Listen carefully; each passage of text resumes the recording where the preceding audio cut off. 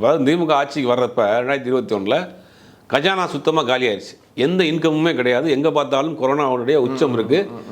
இதெல்லாமே முடங்கி கிடக்கு. அந்த மாதிரியான ஃபினான்ஷியலாக ஒரு ஸ்டக் ஆகி போயிருக்கிற நேரத்தில் இவங்க ஆட்சி பொறுப்பு வர்றாங்க. அப்போ அதை சரி பண்ணுறதுக்கே 2 வருஷம் போயிடுச்சு. ப்ராக்டிக்கலாக நம்ம யோசிச்சு பார்க்கலாம். 2 வருஷம் வந்து அதை மீட்டெடுக்கிறதுக்கு போயிடுச்சு.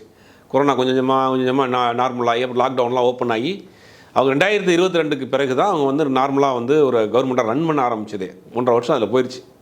அதற்கு பிறகு மத்திய அரசு நமக்கு இன்றைக்கி வரக்கூடிய வருவாய் சரியாக வர்றதில்லை. நமக்கு வரக்கூடிய ஷேரிங் வர்றது கிடையாது.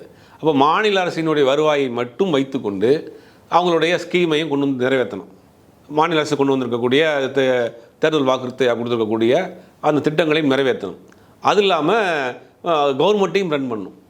இத்தனையும் மாநில அரசின் வருவாயை மட்டும் வைத்துக்கிட்டும் செய்யணும். அதை ஓரளவுக்கு செஞ்சுக்கிட்டு இருக்காங்க. அது சில முன்ன குறைகள் இருக்கும். ஒரு புதிய கட்சியாக அவர் சுட்டி காட்டுறதுக்கு அவருக்கு கடமை இருக்குது, உரிமை இருக்குது. ஆனால் அதில் வந்து நியாயம் இருக்கா அப்படின்னா புதுசாக எதுவும் இல்லை. நியாயமும் இல்லை, புதுசாகவும் இல்லை. அண்ணாமலை அவர் பேசுகிறது அதே தான், அதிமுக பேசுகிறது அதே தான், இவரும் அதே தான் பேசுகிறார். ஓகே, அதில் வந்து அவர் ஆக்கப்பூர்வமாக ஒரு புதுசாக வந்திருக்க ஒரு எதிர்கட்சி அதில் இருக்கக்கூடிய குறை நிறைகளை அது ப்ராக்டிக்கலாக இருக்குது, எப்படி இருக்குது, ப்ராக்டிக்கலாக செய்ய முடியுமாங்கிறத இன்னும் கொஞ்சம் டீப்பாகவே விஜய் பேசியிருக்கலாம்.